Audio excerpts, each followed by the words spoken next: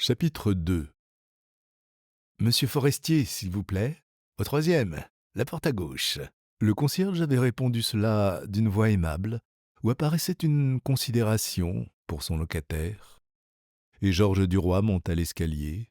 Il était un peu gêné, intimidé, mal à l'aise. Il portait un habit pour la première fois de sa vie, et l'ensemble de sa toilette l'inquiétait. Il la sentait défectueuse en tout, par les bottines non vernies, mais assez fines cependant, car il avait la coquetterie du pied, par la chemise de 4 francs 50, achetée le matin même au Louvre, et dont le plastron trop mince se cassait déjà. Ses autres chemises, celles de tous les jours, ayant des avaries plus ou moins graves, il n'avait pu utiliser même la moins abîmée. Son pantalon, un peu trop large, dessinait mal la jambe, semblait s'enrouler autour du mollet, avait cette apparence fripée que prennent les vêtements d'occasion sur les membres qu'ils recouvrent par aventure. Seul l'habit n'allait pas mal, s'étant trouvé à peu près juste pour la taille. Il montait lentement les marches, le cœur battant, l'esprit anxieux, harcelé surtout par la crainte d'être ridicule. Et soudain, il aperçut en face de lui un monsieur en grande toilette qui le regardait. Ils se trouvaient si près l'un de l'autre que Duroy fit un mouvement en arrière, puis il demeura stupéfait. C'était lui-même, reflété par une haute glace en pied qui formait sur le palier du premier une longue perspective de galerie. Un élan de joie le fit tressaillir tant il se jugea mieux qu'il n'aurait cru. N'ayant chez lui que son petit miroir à barbe, il n'avait pu se contempler entièrement, et comme il n'y voyait que fort mal les diverses parties de sa toilette improvisée, il s'exagérait les imperfections, s'affolait à l'idée d'être grotesque. Mais voilà qu'en s'apercevant brusquement dans la glace, il ne s'était même pas reconnu. Il s'était pris pour un autre, pour un homme du monde, qu'il avait trouvé fort bien, fort chic, au premier coup d'œil. Et maintenant, en se regardant avec soin, il reconnaissait que, vraiment, l'ensemble était satisfaisant. Alors, il s'étudia, comme font les acteurs pour apprendre leur rôle. Il se sourit, se tendit la main, fit des gestes, exprima des sentiments, l'étonnement, le plaisir, l'approbation, et il chercha les degrés du sourire et les intentions de l'œil pour se montrer galant auprès des dames, leur faire comprendre qu'on les admire et qu'on les désire. Une porte s'ouvrit dans l'escalier. Il eut peur d'être surpris, et il se mit à monter fort vite, avec la crainte d'avoir été vu, minaudant ainsi par quelque invité de son ami. En arrivant au second étage, il aperçut une autre glace, et il ralentit sa marche pour se regarder passer. Sa tournure lui parut vraiment élégante, il marchait bien, et une confiance immodérée en lui-même emplit son âme.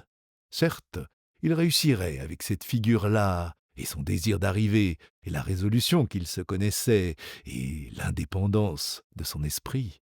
Il avait envie de courir, de sauter en gravissant le dernier étage. Il s'arrêta devant la troisième glace, frisa sa moustache d'un mouvement qui lui était familier, ôta son chapeau pour rajuster sa chevelure, et murmura à mi-voix, comme il faisait souvent, « Voilà une excellente invention !» Puis, tendant la main vers le timbre, il sonna. La porte s'ouvrit presque aussitôt, et il se trouva en présence d'un valet en habit noir, grave, rasé, si parfait de tenue que Duroy se troubla de nouveau, sans comprendre d'où lui venait cette vague émotion. D'une inconsciente comparaison peut-être entre la coupe de leurs vêtements. Ce laquais, qui avait des souliers vernis, demanda, en prenant le pardessus que Duroy tenait sur son bras, par peur de montrer les taches, « Qui dois-je annoncer ?» Et il jeta le nom derrière une portière soulevée, dans un salon où il fallait entrer. Mais Duroy, tout à coup, perdant son aplomb, se sentit perclus de crainte, haletant. Il allait faire son premier pas dans l'existence attendue, rêvée. Il s'avança pourtant, Une jeune femme, blonde, était debout, qui l'attendait, toute seule, dans une grande pièce bien éclairée et pleine d'arbustes, comme une serre. Il s'arrêta net, tout à fait déconcerté. Quelle était cette dame qui souriait? Puis il se souvint que Forestier était marié, et la pensée que cette jolie blonde élégante devait être la femme de son ami acheva de l'effarer. Il balbutia: «Madame, je suis...» Elle lui tendit la main. «Je le sais, monsieur. Charles m'a raconté votre rencontre d'hier soir. Je suis très heureuse qu'il ait eu la bonne inspiration de vous prier de dîner avec nous aujourd'hui.» Il rougit jusqu'aux oreilles, ne sachant plus que dire, et il se sentait examiné, inspecté des pieds à la tête, pesé, jugé.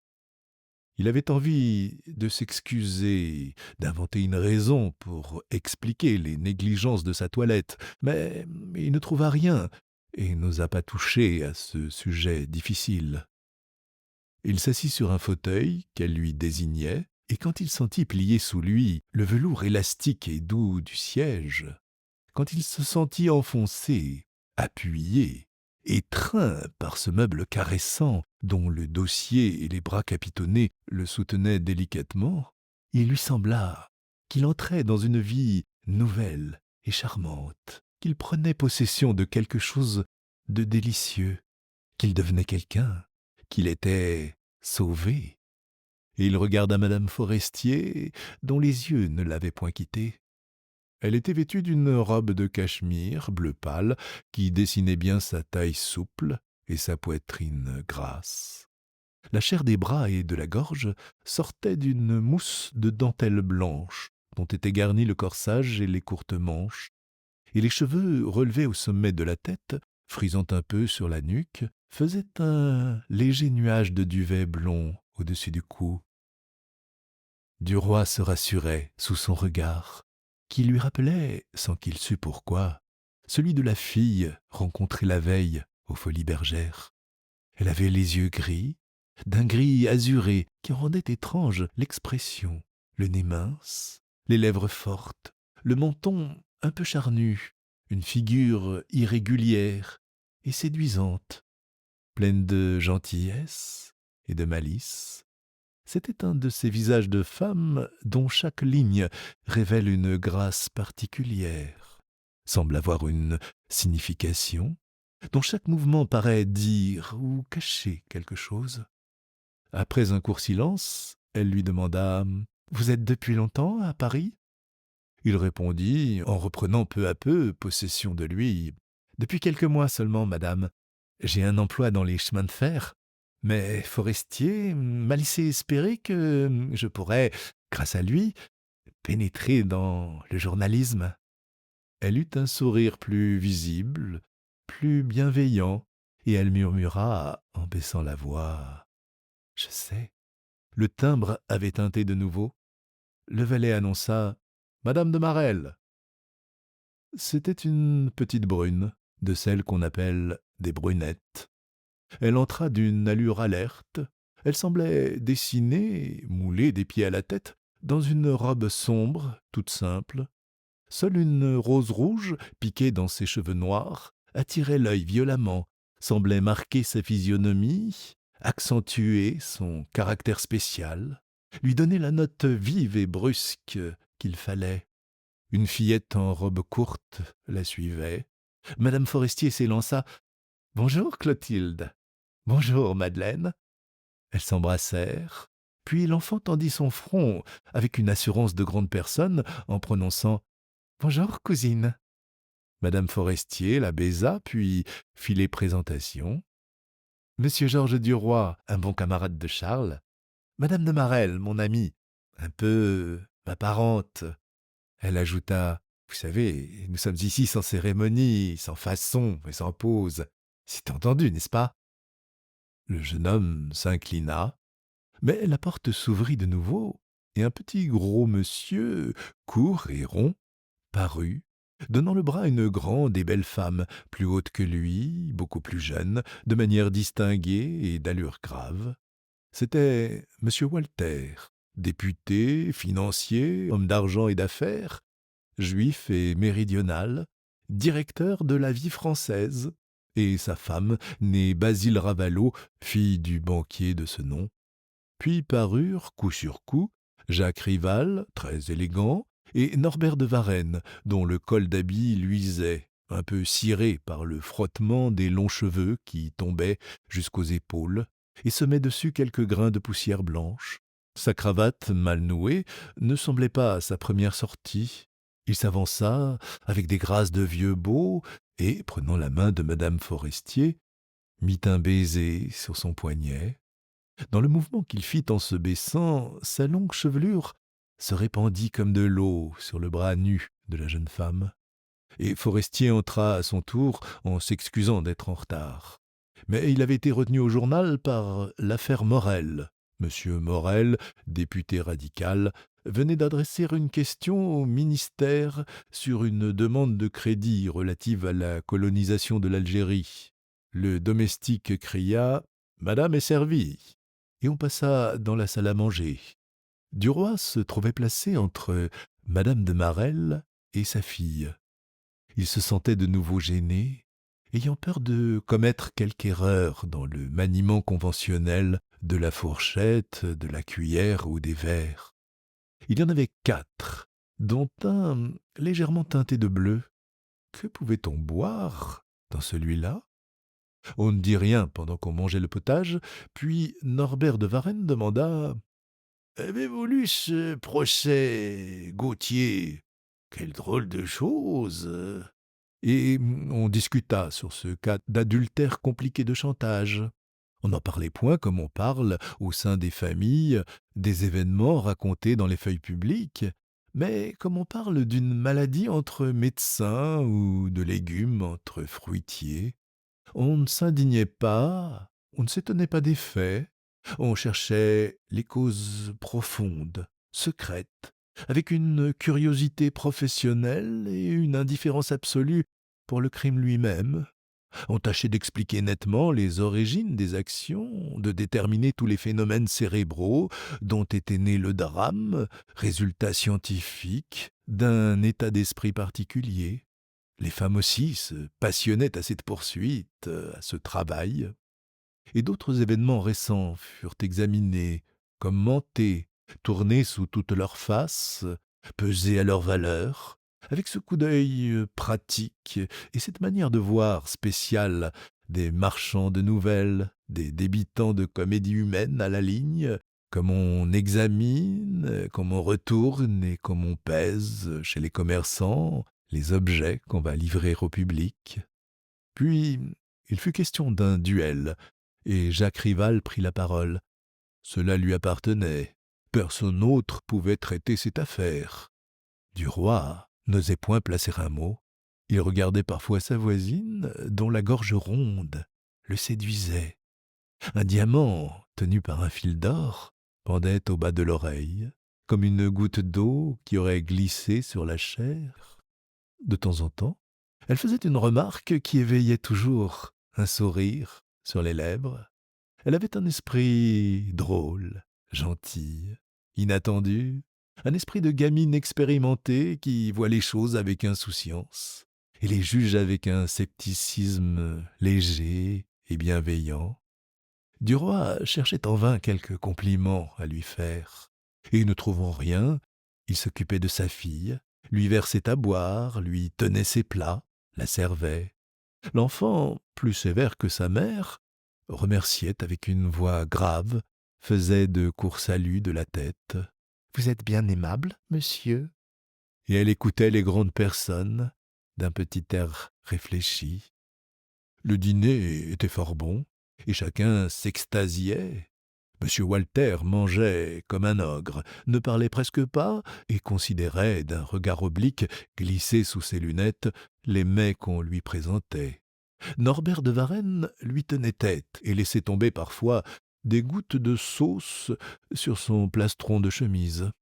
Forestier, souriant et sérieux, surveillait, échangeait avec sa femme des regards d'intelligence, à la façon de compères accomplissant ensemble une besogne difficile et qui marche à souhait. Les visages devenaient rouges, les voix s'enflaient. De moment en moment, le domestique murmurait à l'oreille des convives Corton, Château-Larose. Duroy avait trouvé le corton de son goût, et il laissait chaque fois emplir son verre. Une gaieté délicieuse entrait en lui, une gaieté chaude qui lui montait du ventre à la tête, lui courait dans les membres, le pénétrait tout entier. Il se sentait envahi par un bien-être complet, un bien-être de vie et de pensée, de corps et d'âme. Et une envie de parler lui venait, de se faire remarquer, d'être écouté, apprécié, comme ces hommes dont on savourait les moindres expressions. Mais la causerie qui allait sans cesse, accrochant les idées les unes aux autres, sautant d'un sujet à l'autre sur un mot, un rien, après avoir fait le tour des événements du jour et avoir effleuré, en passant, 1000 questions, revint à la grande interpellation de M. Morel sur la colonisation de l'Algérie. M. Walter, entre deux services, fit quelques plaisanteries, car il avait l'esprit sceptique et gras. Forestier raconta son article du lendemain. Jacques Ribal réclama un gouvernement militaire avec des concessions de terre accordées à tous les officiers après 30 années de service colonial. De cette façon, disait-il, vous créerez une société énergique, ayant appris depuis longtemps à connaître et aimer le pays, sachant sa langue et au courant de toutes ces graves questions locales auxquelles se heurtent infailliblement les nouveaux venus. Norbert de Varenne l'interrompit. Oui, ils sauront tout, excepté l'agriculture. Ils parleront l'arabe, mais ils ignoreront comment on repique des betteraves et comment on sème du blé. Mais ils seront même forts en escrime, mais très faibles sur les engrais. Il faudrait au contraire ouvrir largement ce pays neuf à tout le monde. Les hommes intelligents s'y feront une place, les autres succomberont. C'est la loi sociale. Un léger silence suivit. On souriait. Georges Duroy ouvrit la bouche et prononça, surpris par le son de sa voix, comme s'il ne s'était jamais entendu parler, ce qui manque le plus là-bas, c'est la bonne terre. Les propriétés vraiment fertiles coûtent aussi cher qu'en France et sont achetées comme placement de fonds par des Parisiens très riches. Les vrais colons, les pauvres, ceux qui s'exilent faute de pain, sont rejetés dans le désert où il ne pousse rien par manque d'eau. Tout le monde le regardait et se sentit rougir. M. Walter demanda « Vous connaissez l'Algérie, monsieur ?» Il répondit « Ah oui, monsieur, j'y suis resté 28 mois et j'ai séjourné dans les 3 provinces. » Et brusquement, oubliant la question Morel, Norbert de Varenne l'interrogea sur un détail de mœurs qu'il tenait d'un officier. Il s'agissait du Mzab, cette étrange petite république arabe née au milieu du Sahara, dans la partie la plus desséchée de cette région brûlante. Duroy avait visité 2 fois le Mzab. Il raconta les mœurs de ce singulier pays où les gouttes d'eau ont la valeur de l'or, où chaque habitant est tenu à tous les services publics, où la probité commerciale est poussée plus loin que chez les peuples civilisés. Il parla avec une certaine verve hâbleuse, excité par le vin et par le désir de plaire. Il raconta des anecdotes de régiment, des traits de la vie arabe, des aventures de guerre. Il trouva même quelques mots colorés pour exprimer ces contrées jaunes et nues, interminablement désolées sous la flamme dévorante du soleil. Toutes les femmes avaient les yeux sur lui. Madame Walter murmura de sa voix lente « Vous feriez, avec vos souvenirs, une charmante série d'articles ?» Alors, Walter considéra le jeune homme par-dessus le verre de ses lunettes, comme il faisait pour bien voir les visages. Il regardait les plats par-dessous. Forestier saisit le moment. « Mon cher patron, je vous ai parlé tantôt de M. Georges Duroy, en vous demandant de me l'adjoindre pour le service des informations politiques. Depuis que Marambeau nous a quittés, je n'ai personne pour aller prendre les renseignements urgents et confidentiels, et le journal en souffre. Le père Walter devint sérieux et releva tout à fait ses lunettes pour regarder Duroy bien en face.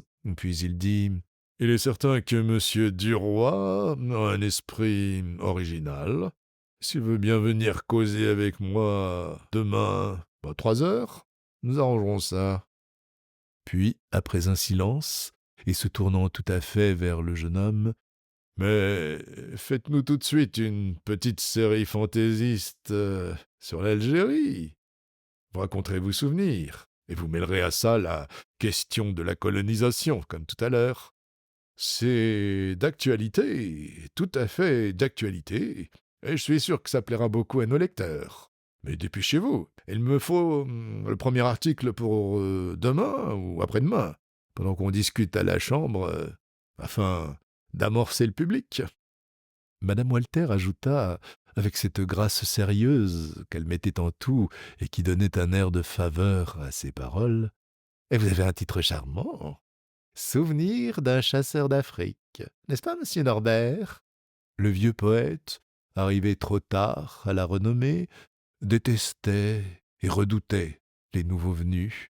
Il les répondit d'un air sec: Oui, excellent, à condition que la suite soit dans la note, car c'est là la grande difficulté, la note juste, ce qu'en musique on appelle le ton. Madame Forestier couvrait Duroy d'un regard protecteur et souriant, d'un regard de connaisseur qui semblait dire: Toi, tu arriveras. Madame de Marelle s'était, à plusieurs reprises, tournée vers lui, et le diamant de son oreille tremblait sans cesse, comme si la fine goutte d'eau allait se détacher et tomber. La petite fille demeurait immobile et grave, la tête baissée sur son assiette. Mais le domestique faisait le tour de la table, versant dans les verres bleus du vin de Johannisberg, et Forestier portait un toast en saluant M. Walter: À la longue prospérité de la vie française. Tout le monde s'inclina vers le patron, qui souriait, et Duroy, gris de triomphe, but d'un trait. Il aurait vidé de même une barrique entière, lui semblait-il. Il aurait mangé un bœuf, étranglé un lion. Il se sentait dans les membres une vigueur surhumaine, dans l'esprit une résolution invincible et une espérance infinie. Il était chez lui maintenant, au milieu de ces gens. Il venait d'y prendre position, d'y conquérir sa place. Son regard se posait sur les visages avec une assurance nouvelle, et il osa, pour la première fois, adresser la parole à sa voisine. « Vous avez, madame, les plus jolies boucles d'oreilles que j'ai jamais vues. » Elle se tourna vers lui en souriant. « C'est une idée à moi, de pendre des diamants comme ça, simplement au bout d'un fil. On dirait vraiment de la rosée, n'est-ce pas ?» Il murmura, confus de son audace et tremblant de dire une sottise: « C'est charmant, mais l'oreille aussi fait valoir la chose. » Elle le remercia d'un de ces clairs regards de femme qui pénètrent jusqu'au cœur. Et comme il tournait la tête, il rencontra encore les yeux de madame Forestier, toujours bienveillants, mais il crut y voir une gaieté plus vive, une malice, un encouragement. Tous les hommes maintenant parlaient en même temps, avec des gestes et des éclats de voix. On discutait le grand projet du chemin de fer métropolitain. Le sujet ne fut épuisé qu'à la fin du dessert, chacun ayant une quantité de choses à dire sur la lenteur des communications dans Paris, les inconvénients des tramways, les ennuis des omnibus et la grossièreté des cochers de fiacre. Puis on quitta la salle à manger pour aller prendre le café. Duroy, par plaisanterie, offrit son bras à la petite fille. Elle le remercia gravement et se haussa sur la pointe des pieds pour arriver à poser la main sur le coude de son voisin. En entrant dans le salon, il eut de nouveau la sensation de pénétrer dans une serre. De grands palmiers ouvraient leurs feuilles élégantes dans les 4 coins de la pièce, montaient jusqu'au plafond, puis s'élargissaient en jets d'eau. Des 2 côtés de la cheminée, des caoutchoucs ronds comme des colonnes, étageaient l'une sur l'autre leurs longues feuilles d'un vert sombre. Et sur le piano, deux arbustes inconnus, ronds et couverts de fleurs, l'un tout rose et l'autre tout blanc, avaient l'air de plantes factices, invraisemblables, trop belles pour être vraies. L'air était frais et pénétré d'un parfum vague, doux, qu'on aurait pu définir, dont on ne pouvait dire le nom, et le jeune homme, plus maître de lui, considéra avec attention l'appartement. Il n'était pas grand. Rien n'attirait le regard en dehors des arbustes. Aucune couleur vive ne frappait, mais on se sentait à son aise dedans, on se sentait tranquille, reposé. Il enveloppait doucement, il plaisait, mettait autour du corps quelque chose comme une caresse. Les murs étaient tendus avec une étoffe ancienne, d'un violet passé, criblée de petites fleurs de soie jaune, grosses comme des mouches. Des portières en drap bleu-gris, en drap de soldat, où l'on avait brodé quelques œillets de soie rouge, retombaient sur les portes, et les sièges, de toutes les formes, de toutes les grandeurs, éparpillés au hasard dans l'appartement, chaises longues, fauteuils énormes ou minuscules, poufs et tabourets étaient couverts de soie Louis XVI ou de beau velours d'Utrecht, fond crème à dessin grenat. Prenez-vous du café, monsieur Duroy? Et madame Forestier lui tendait une tasse pleine, avec ce sourire ami qui ne quittait point sa lèvre. Oui, madame, je vous remercie. Il reçut la tasse, et comme il se penchait, plein d'angoisse, pour cueillir avec la pince d'argent un morceau de sucre dans le sucrier que portait la petite fille, la jeune femme lui dit à mi-voix: Faites donc votre cour à madame Walter. Puis elle s'éloigna avant qu'il eût pu répondre un mot. Il but d'abord son café, qu'il craignait de laisser tomber sur le tapis, puis, l'esprit plus libre, il chercha un moyen de se rapprocher de la femme de son nouveau directeur et d'entamer une conversation. Tout à coup, il s'aperçut qu'elle tenait à la main sa tasse vide, et comme elle se trouvait loin d'une table, elle ne savait où la poser. Il s'élança. Permettez, madame. Merci, monsieur. Il emporta la tasse, puis il revint. Si vous saviez, madame, quel bon moment m'a fait passer la vie française quand j'étais là-bas dans le désert. C'est vraiment le seul journal qu'on puisse lire hors de France, parce qu'il est plus littéraire, plus spirituel et moins monotone que tous les autres. On trouve de tout là-dedans. Elle sourit avec une indifférence aimable et répondit gravement: Monsieur Walter a eu bien du mal pour créer ce type de journal qui répondait à un besoin nouveau. Et ils se mirent à causer. Il avait la parole facile et banale, du charme dans la voix, beaucoup de grâce dans le regard, et une séduction irrésistible dans la moustache. Elle s'ébouriffait sur sa lèvre, crépue, frisée, jolie, d'un blond teinté de roux, avec une nuance plus pâle dans les poils hérissés des bouts. Ils parlèrent de Paris, des environs, des bords de la Seine, des villes d'eau, des plaisirs de l'été, de toutes les choses courantes sur lesquelles on peut discourir indéfiniment sans se fatiguer l'esprit. Puis, comme M. Norbert de Varenne s'approchait, un verre de liqueur à la main, Duroy s'éloigna par discrétion. Madame de Marelle, qui venait de causer avec Madame Forestier, l'appela. Eh bien, monsieur, lui dit-elle brusquement, vous voulez donc tâter du journalisme? Alors il parla de ses projets, en termes vagues, puis il recommença avec elle la conversation qu'il venait d'avoir avec madame Walter, mais comme il possédait mieux son sujet, il s'y montra supérieur, répétant comme de lui des choses qu'il venait d'entendre, et sans cesse, il regardait dans les yeux sa voisine, comme pour donner à ce qu'il disait un sens profond. Elle lui raconta à son tour des anecdotes, avec un entrain facile de femme qui se sait spirituelle et qui veut toujours être drôle. Et, devenant familière, elle posait la main sur son bras, baissait la voix pour dire des riens, qui prenaient ainsi un caractère d'intimité. Il s'exaltait intérieurement à frôler cette jeune femme qui s'occupait de lui. Il aurait voulu tout de suite se dévouer pour elle, la défendre, montrer ce qu'il valait. et les retards qu'il mettait à lui répondre indiquaient la préoccupation de sa pensée. Mais tout à coup, sans raison, madame de Marelle appela Laurine, et la petite fille s'en vint. Assieds-toi là, mon enfant, tu aurais froid près de la fenêtre. Et du roi fut pris d'une envie folle d'embrasser la fillette, comme si quelque chose de ce baiser eût dû retourner à la mer. Il demanda, d'un ton galant et paternel, Voulez-vous me permettre de vous embrasser, mademoiselle? L'enfant leva les yeux sur lui d'un air surpris. Madame de Marelle dit en riant Réponds, je veux bien, monsieur, pour aujourd'hui, mais ce ne sera pas toujours comme ça. Duroy, s'asseyant aussitôt, prit sur son genou Laurine, puis effleura des lèvres les cheveux ondés et fins de son front. La mère s'étonna.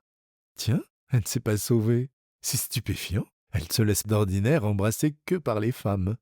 Vous êtes irrésistible, monsieur Duroy. Il rougit, sans répondre, et d'un mouvement léger, il balançait la petite fille sur sa jambe. Madame Forestier s'approcha et, poussant un cri d'étonnement, Tiens, voilà Laurine apprivoisée. Quel miracle! Jacques Rival aussi s'en venait, un cigare à la bouche, et Duroy se leva pour partir, ayant peur de gâter, par quelques mots maladroits, la besogne faite, son œuvre de conquête commencée. Il salua, prit et serra doucement la petite main tendue des femmes, puis secoua avec force la main des hommes. Il remarqua que celle de Jacques Rival était sèche et chaude, et répondait cordialement à sa pression. Celle de Norbert de Varenne, humide et froide, et fuyait en glissant entre les doigts. Celle du père Walter, froide et molle, sans énergie, sans expression. Celle de Forestier, grasse et tiède. Son ami lui dit à mi-voix « Demain, 3 heures. N'oublie pas. » « Oh non, ne crains rien. » Quand il se retrouva sur l'escalier, il eut envie de descendre en courant, tant sa joie était véhémente, et il s'élança, enjambant les marches 2 par 2. Mais, tout à coup, il aperçut, dans la grande glace du second étage, un monsieur pressé qui venait en gambadant à sa rencontre, et il s'arrêta net, honteux comme s'il venait d'être surpris en faute. Puis, il se regarda longuement, émerveillé d'être vraiment aussi joli garçon. Puis, il se sourit avec complaisance.